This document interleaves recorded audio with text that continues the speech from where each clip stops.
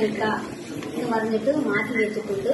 അപ്പൊ അടുത്ത മാസത്തിന് നമ്മളത് അവരങ്ങനെ ചെയ്യാതെ പോയാൽ പിന്നെ ഞാൻ അതിനെ കാടിനെ ഞാൻ കയറും, കാടിനെ ഞാൻ കൃഷി ചെയ്യും, എല്ലാം പണിയെടുക്കും.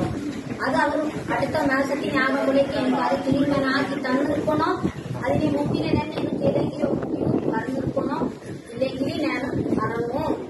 അവർ അടുത്ത മാസത്തേക്ക് സാറുമാർ മാറ്റി വെച്ചിരിക്കുന്നു. അപ്പൊ അതുകൊണ്ടാണ് ഞാൻ തിരിച്ചിട്ട് പോകുന്നു.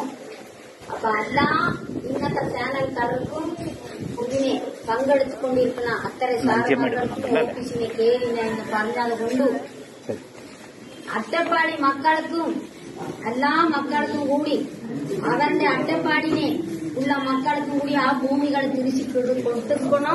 എനിക്ക് തരുന്ന ടൈമിന് അവർക്കും ഇല്ലാതെ പാവപ്പെട്ട കുട്ടികൾക്കെല്ലാം അത് തിരിച്ചു കൊടുക്കണോ എന്നിട്ടാണ് ഇങ്ങനെ ഓഫീസിനെ കയറി എന്റെ ഭൂമിനെയെ അടുത്ത മാസത്തിന് മാറ്റി വെച്ചിരിക്കുന്നതാണ്. എന്നാൽ അടുത്ത മാസത്തിൽ വരെ ഞാൻ നോക്കാം. നോക്കിയിട്ട് തറതെ പോയാൽ ഞാൻ ഗവൺമെന്റിനെ തന്നെ ഞാൻ ചോദിച്ചിട്ടും ഞാൻ ഇറങ്ങും. എന്റെ ഭൂമി മണ്ണിനെ ഞാൻ ഇറങ്ങും, ഞാൻ അതിനെ പണിയെടുക്കും. അതേപോലെ എല്ലാവർക്കും ബോധ്യപ്പെടട്ടെ നമ്മുടെ അട്ടപ്പാടി മക്കൾക്ക്. അവരെല്ലാവരും അങ്ങനെ എല്ലാവരും നമ്മൾ അട്ടപ്പാടിനെ ജീവിക്കണം.